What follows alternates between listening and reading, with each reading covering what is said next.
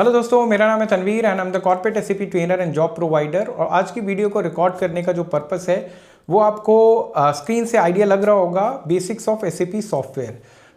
ये जो टॉपिक है, जैसे हमने प्रीवियस वीडियोस में डिस्कस किया था कि हम एक सीरीज स्टार्ट कर रहे हैं और ये जो सीरीज़ है ये बेसिक फंडामेंटल से रिलेटेड होगी, जिसमें हम फाइनेंस से रिलेटेड जो फंडामेंटल हैं, अकाउंटिंग के फंडामेंटल और एसएपी रिलेटेड जो फंडामेंटल बेसिक्स हैं उसे हम डिस्कस करेंगे वन बाय वन अलग अलग वीडियोस के थ्रू। ठीक है, तो ये जो टॉपिक है हमारा आज की वीडियो का टॉपिक वो एसएपी के बेसिक्स से रिलेटेड है। तो आज की वीडियो में हम एसएपी का एक हाई लेवल अंडरस्टैंडिंग डेवलप करेंगे कि एसएपी एग्जैक्टली है क्या, ये किस तरह से काम करता है और इसकी रिक्वायरमेंट डे बाय डे क्यों बढ़ती जा रही है। ठीक है, इन सब पॉइंट्स को लेके डिस्कशन करेंगे। फ्यूचर में हम और अलग अलग टेक्निकल टर्म्स जो हैं एसएपी की, उसके लिए सेपरेट वीडियो बना के आपसे शेयर करेंगे। ठीक है, तो चलिए स्टार्ट करते हैं। इसमें सबसे पहले तो आपसे रिक्वेस्ट है कि आप इस वीडियो को पूरा एंड तक देखना, ठीक है, जिससे आपको पूरा एंड टू एंड आइडिया लगेगा और ये काफ़ी हेल्प करेगा फ्यूचर में।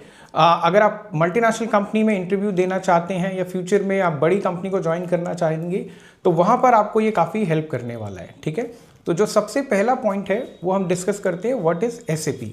तो हमने प्रीवियस एक वीडियो थी जिसके अंदर हमने बताया था कि व्हाट इज़ अकाउंटिंग।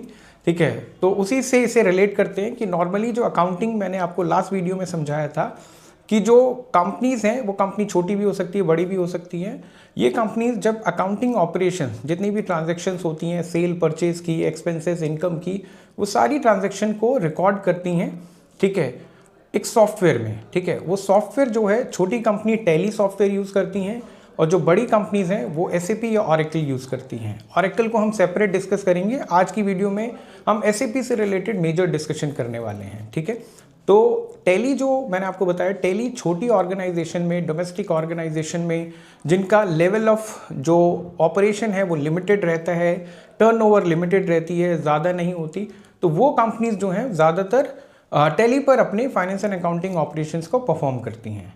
लेकिन अगर मैं बात करूं बड़ी ऑर्गेनाइजेशन की, मल्टीनेशनल कंपनीज़ की, फॉर्च्यून 500 कंपनीज़ की, ठीक है, जो ऑपरेशन या टर्नओवर जिनकी करोड़्स में है, ठीक है, तो वो कंपनीज जो हैं वो आज की डेट में ज़्यादातर एमएनसीज जो हैं फाइनेंस एंड अकाउंटिंग ऑपरेशंस अपना एसएपी पे ही परफॉर्म करती हैं। ठीक है, तो एसएपी को समझते हैं। एसएपी सबसे पहले तो इसकी फुल फॉर्म को समझते हैं। एसएपी जो है, एसएपी की फुल फॉर्म होती है system application product in data processing.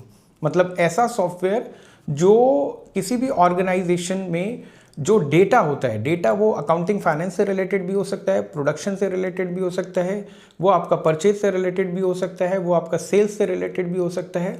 Multiple kind of data को प्रोसेस करके एक मीनिंगफुल रिजल्ट जो है वो डिलीवर करता है।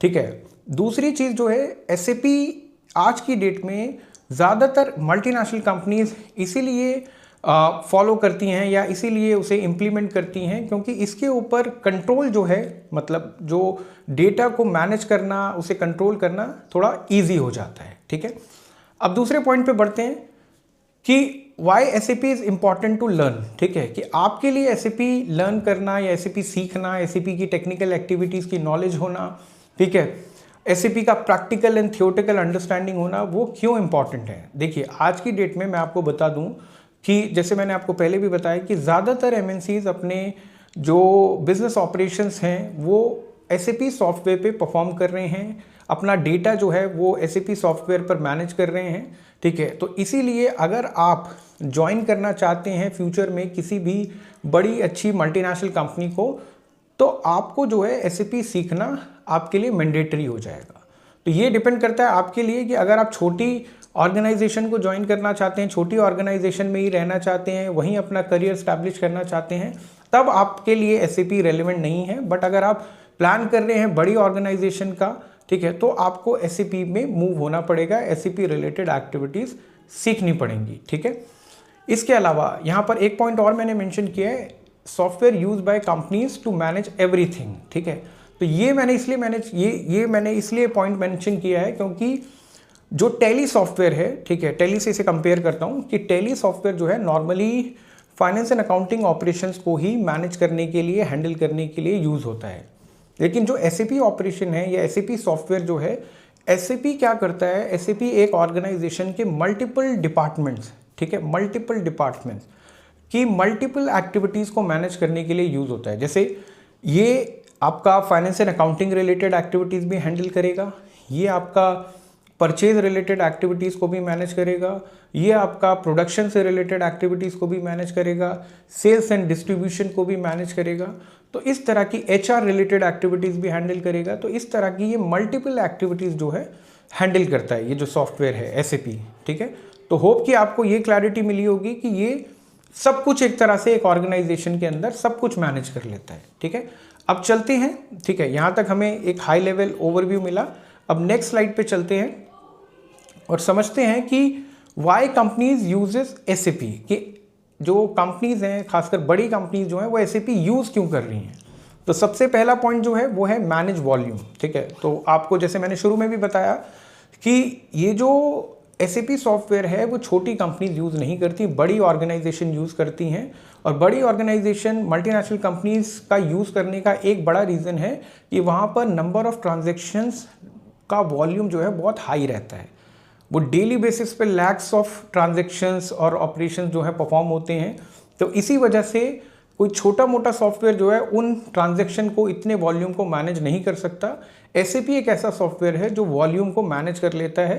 ठीक है, बहुत ईजिली उसे हैंडल कर लेता है, ईजिली उसे प्रोसेस कर देता है। ठीक है, इसके अलावा SAP ज़्यादा कंपनीज इसलिए भी यूज़ करती हैं कि इसके अंदर अलग अलग डिपार्टमेंट जो होते हैं कंपनीज के, like finance department, accounting department, आपका purchase department, production department, sales department और HR डिपार्टमेंट, ये सारे डिपार्टमेंट एक SAP सॉफ्टवेयर के थ्रू कनेक्टेड रहते हैं।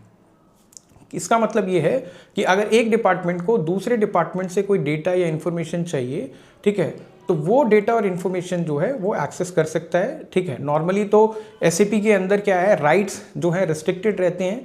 अगर आपके पास एक स्पेसिफिक एक्टिविटी या स्पेसिफिक डेटा को देखने का राइट जो है एडमिन देगा, तो उसी डेटा को आप यूज़ कर सकते हो, देख सकते हो। अगर उसने रिस्ट्रिक्ट कर दिया तो आप उस डेटा को ना देख सकते हो, ना उसे रेफर कर पाओगे। ठीक है, बट इसमें डिपार्टमेंट इंटरकनेक्टेड रहते हैं, तो एक डिपार्टमेंट का जो फाइनेंशियल इम्पैक्ट है दूसरे डिपार्टमेंट पे भी दिखता है। ठीक है, तो जैसे कि HR, मैं एक एग्जांपल देता हूँ। जैसे HR ने जो है सैलरी दी, ठीक है, एम्प्लॉयज़ को सैलरी दी। तो HR ने जब सैलरी दी तो HR ने जब डेटा इनपुट किया कि हाँ भाई सैलरी की पेमेंट कर दी है, ठीक है, तो उसका इम्पैक्ट जो है वो क्या कहते हैं, आपका फाइनेंस एंड अकाउंटिंग के अंदर भी दिखेगा कि सैलरी देने पर जो है ट्रांजैक्शन इनिशिएट होगी।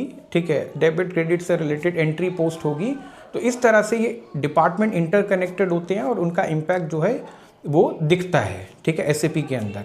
तीसरा एक बड़ा जो है रीज़न है वो है रियल टाइम डेटा शेयरिंग। ठीक है, कि इसके अंदर SAP के अंदर एक और इम्पॉर्टेंट चीज़ है कि रियल टाइम बेसिस पे एक तो डेटा आप एक्सेस कर सकते हो, रिट्रीव कर सकते हो, इवन शेयर कर सकते हो। ठीक है, तो ये जो है ये एक बड़ा एडवांटेज है। इतना वॉल्यूम ऑफ डेटा ये रियल टाइम बेसिस पे प्रोसेस करता है और किसी भी डिपार्टमेंट को किसी भी टाइम पे अगर डेटा की नीड है, चाहे वो सेल्स से रिलेटेड हो, परचेज से रिलेटेड हो, इनकम से रिलेटेड हो, एसेट्स लाइबिलिटीज से रिलेटेड हो, वो रियल टाइम बेसिस पे आप एक्सट्रैक्ट कर सकते हो और शेयर कर सकते हो कंसर्न डिपार्टमेंट के साथ। ठीक है, तो ये एक बड़ा इंपॉर्टेंट पॉइंट है। ठीक है, अब चलते हैं नेक्स्ट स्लाइड पर, वो है SAP के मॉड्यूल से रिलेटेड। ठीक है, तो अब होता क्या है कि एक और बड़ी इंपॉर्टेंट चीज़ है इसके अंदर कि SAP जो है ये एक बहुत ब्रॉड एरिया कवर करता है, बहुत ही ब्रॉड एरिया कवर करता है। तो ऐसा नहीं है कि एक इंडिविजुअल जो है पूरा एंड टू एंड SAP को सीख सकता है या समझ सकता है। ठीक है, ये बहुत ही कॉम्प्लेक्स एक्टिविटी हो जाएगी कि अगर एक इंसान सीखने की कोशिश करेगा। ठीक है, तो इसमें SAP ने क्या किया है, SAP ने सबसे पहली चीज़ जो एक इम्पॉर्टेंट चीज़ की है कि उसने हर अलग अलग डिपार्टमेंट और नेचर ऑफ एक्टिविटीज़ और ट्रांजैक्शंस के लिए अलग अलग मॉड्यूल्स बना दिए। ठीक है, इस तरह के उसने मोर देन 25 मॉड्यूल्स जो हैं वो बना के मार्केट में रिलीज़ कर दिए हैं।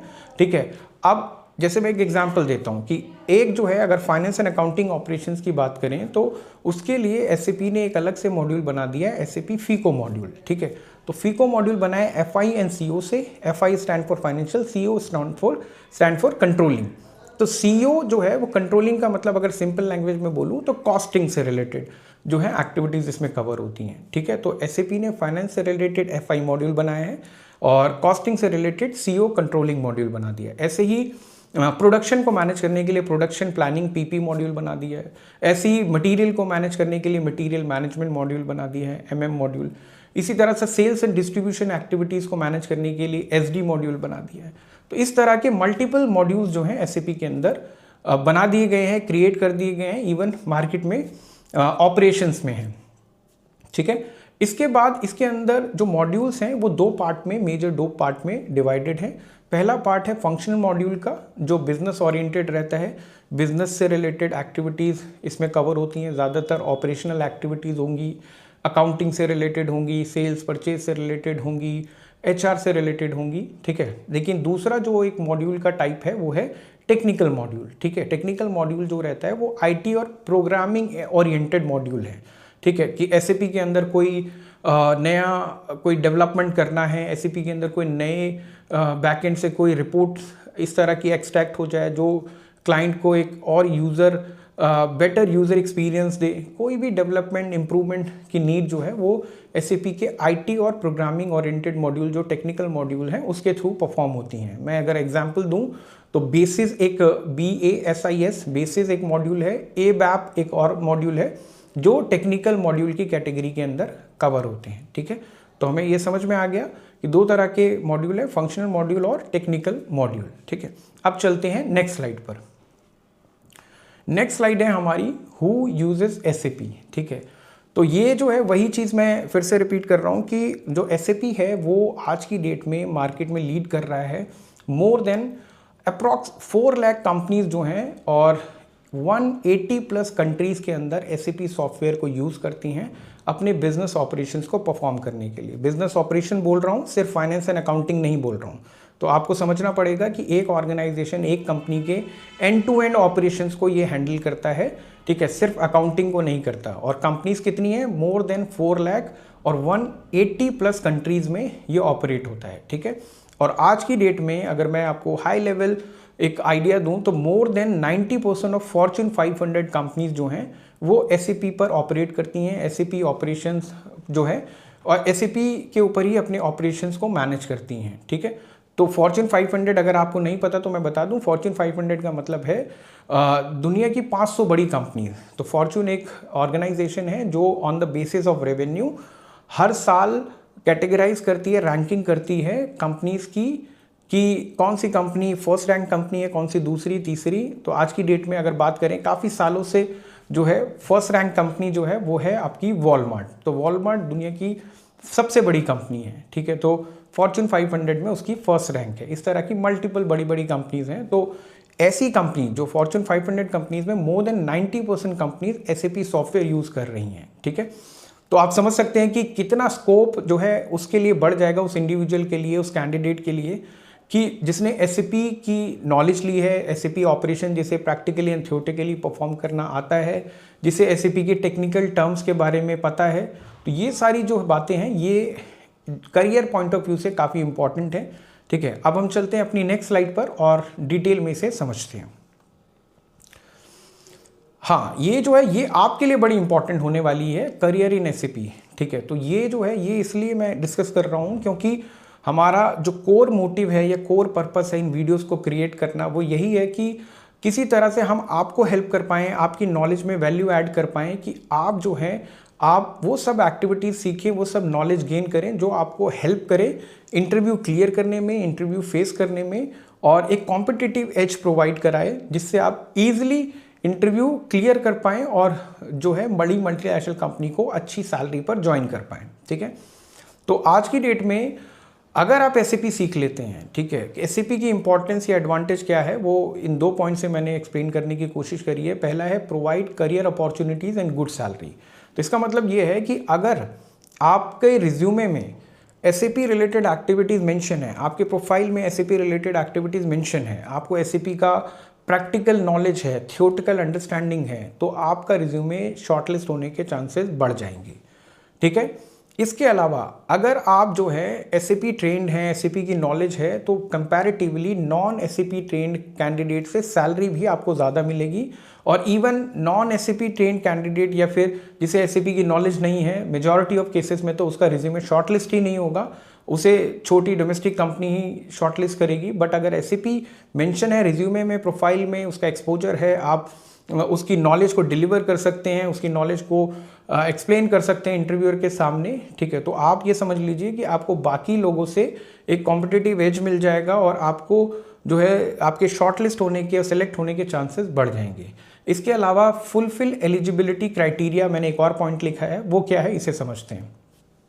आज की डेट में जैसे मैंने आपको बताया कि मोर देन 90% कंपनीज जो हैं वो फॉर्च्यून 500 कंपनी SAP ऑपरेशंस या SAP सॉफ्टवेयर यूज़ कर रही हैं, 4 लाख प्लस कंपनीज हैं, ठीक है। तो आज की डेट में कंपनीज ने क्या कर दिया है, कंपनीज ने ये एलिजिबिलिटी क्राइटेरिया फिक्स कर दिया है कि जिन कैंडिडेट को SAP की नॉलेज है, ठीक है, जिनके रिज्यूमे में SAP रिलेटेड एक्टिविटीज़ मेंशन हैं, हम उन्हीं का रिज्यूमे शॉर्टलिस्ट करेंगे, वही एलिजिबल होंगे फर्स्ट राउंड के लिए, सेकेंड राउंड के लिए या फिर फाइनल सिलेक्शन के लिए, ठीक है। अगर SAP की जो नॉलेज है वो आपके रिज्यूमे में या SAP का एक्सपोजर आपकी नॉलेज या फिर रिज्यूमे के अंदर नहीं दिख रहा, ठीक है, आपके प्रोफाइल में नहीं दिख रहा, तो आपका रिज्यूमे शॉर्टलिस्ट ही नहीं करेंगे, मतलब आप एलिजिबल ही नहीं है, एलिजिबिलिटी क्राइटेरिया को फुलफिल ही नहीं कर रहे। इररिस्पेक्टिव कि आप जो हैं BCom ग्रेजुएट हैं या किसी भी स्ट्रीम से आपने ग्रेजुएशन की है, इररिस्पेक्टिव कि आपने किसी भी तरह का जो है सर्टिफिकेशन है आपको, ठीक है, अगर आपके पास SAP रिलेटेड स्किल्स नॉलेज नहीं है तो आपकी वो सारी नॉलेज स्किल्स सब जो है एक तरह से साइड हो जाएगी, रिज्यूमे शॉर्टलिस्ट ही नहीं होगा, ठीक है। तो ये एक बहुत ही बड़ा पॉइंट है जिसे आपको समझना पड़ेगा कि फ्यूचर में अगर आप, ठीक है, मल्टीनेशनल कंपनी ज्वाइन करना चाहते हैं at a good amount of salary, तो आपको SAP सीखना कितना ज़्यादा आपके लिए ज़रूरी हो जाएगा, ठीक है। तो ये चीज़ें जो हैं, ये हमने जो डिस्कशन किया आज की इस वीडियो में, होप कि आपको एंड टू एंड थोड़ा सा क्लैरिटी मिला होगा, एक हाई लेवल अंडरस्टैंडिंग डेवलप हुई होगी कि ये SAP सॉफ्टवेयर एग्जैक्टली है क्या और ये किस लेवल पे मार्केट के अंदर इम्पोर्टेंस रखता है, इसे सीखना कितना ज़रूरी है, ये कॉम्पिटिटिव एज आपके करियर पॉइंट ऑफ व्यू से, जॉब पॉइंट ऑफ व्यू से, सैलरी पॉइंट ऑफ व्यू से कितना ज़्यादा इम्पॉर्टेंट है, ठीक है। तो इस तरह की और इन्फॉर्मेटिव वीडियोस के लिए, ठीक है, आप हमारे चैनल को सब्सक्राइब कर सकते हैं, कमेंट सेक्शन में अपना ओपिनियन दे सकते हैं, फीडबैक दे सकते हैं कि आपको वीडियो कैसी लग रही है हमारी, ठीक है। आगे फ्यूचर में और इन्फॉर्मेटिव वीडियोस और इंटरेस्टिंग वीडियोस जो हैं हम लेके आएंगे।